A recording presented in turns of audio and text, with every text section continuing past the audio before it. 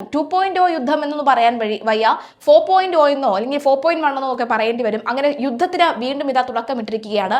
Hormuz കടലിടുക്ക് പൂർണ്ണമായി അടച്ചിരിക്കുന്നു എന്ന് ഇറാൻ പറയുന്നു.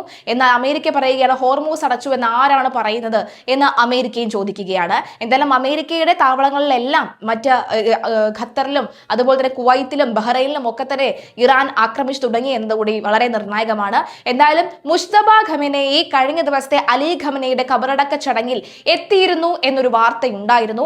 മാസ്ക് ധരിച്ച് ഒരു യുവാവ് അവിടെ എത്തിയിരുന്നു.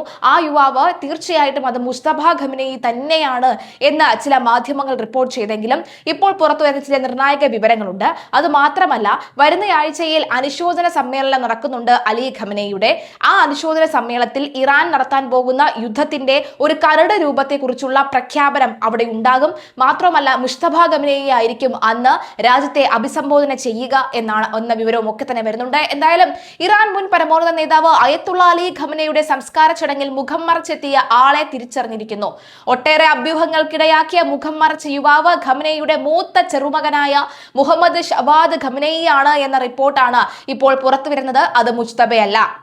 മുഖം മറച്ച് സംസ്കാര ചടങ്ങിനെത്തിയത് മുജ്തബ ഖമനേയിയാണ് എന്ന് വ്യാപകമായി പ്രചരിപ്പിച്ചിരുന്നു. പ്രാർത്ഥനയ്ക്കിടെ മുൻനിരയിലാണ് മുഖം മറച്ചയാൾക്ക് സ്ഥാനം ലഭിച്ചത്. ഈ പരിഗണനയും മുജ്തബയാണ് എന്ന അഭ്യൂഹങ്ങൾക്ക് ബലം നൽകിയിരുന്നു.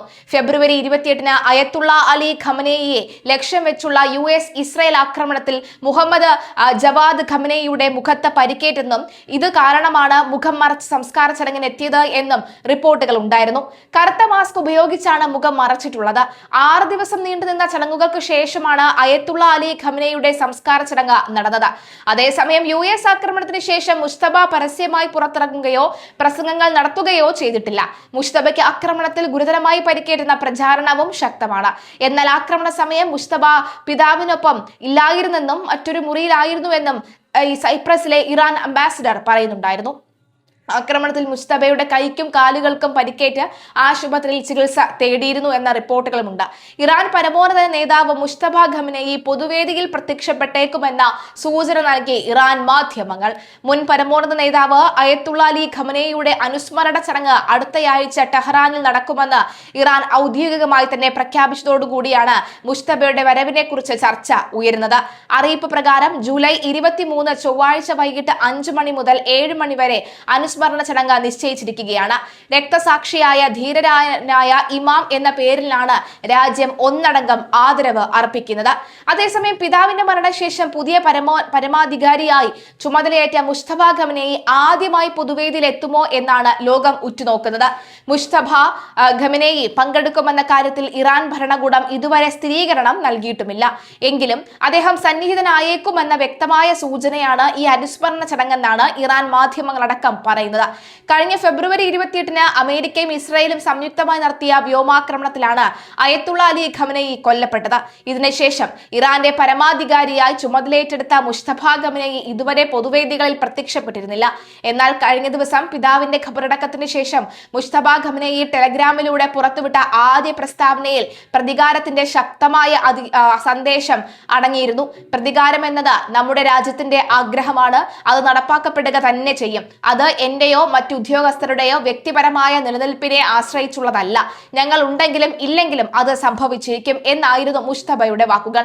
അമേരിക്കൻ പ്രസിഡന്റ് ഡൊണാൾഡ് ട്രംപ് തനിക്കെതിരെയുള്ള വധശ്രമങ്ങളെ കുറിച്ച് ഇറാൻ ഭരണകൂടത്തിന് മുന്നറിയിപ്പ് നൽകിയതിൽ തൊട്ടു പിന്നാലെയായിരുന്നു മുജ്തബയുടെ ഈ പ്രസ്താവന പുറത്തു വന്നത്.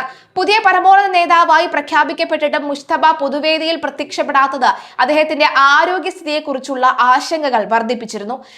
പ്രസിഡന്റ് ട്രംപ് പോലും മുജ്തബയുടെ ആരോഗ്യത്തെ പരസ്യമായി ചോദ്യം ചെയ്യുകയും ഇസ്ലാമിക് റിപ്പബ്ലിക്കിനെ നയിക്കാൻ അദ്ദേഹം പൂർണ്ണ ആരോഗ്യവാനാണോ എന്ന് പരിഹസിക്കുകയും ചെയ്തിരുന്നു.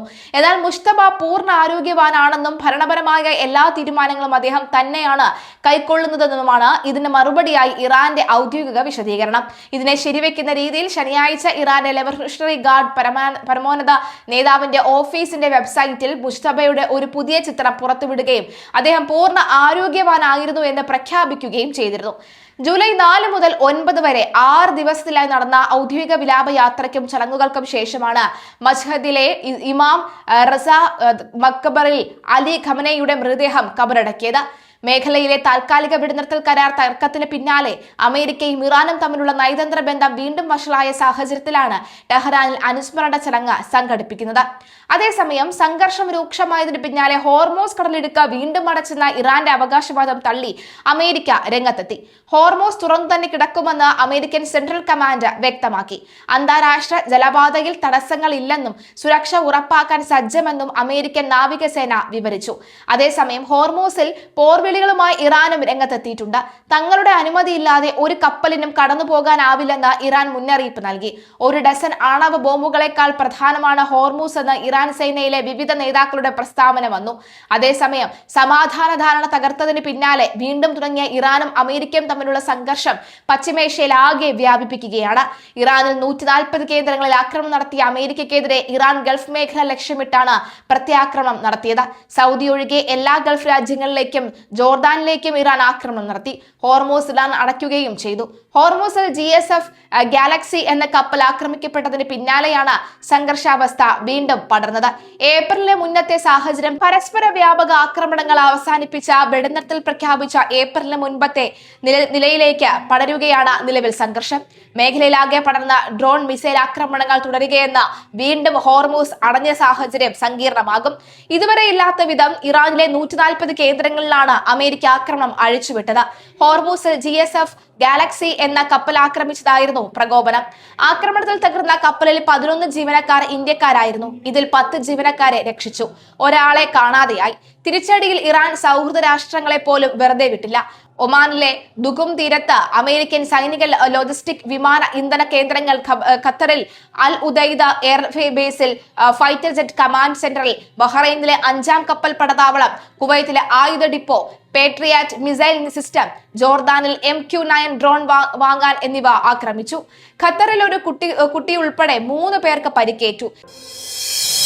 മലയാളി വാർത്ത plus, like, share and subscribe.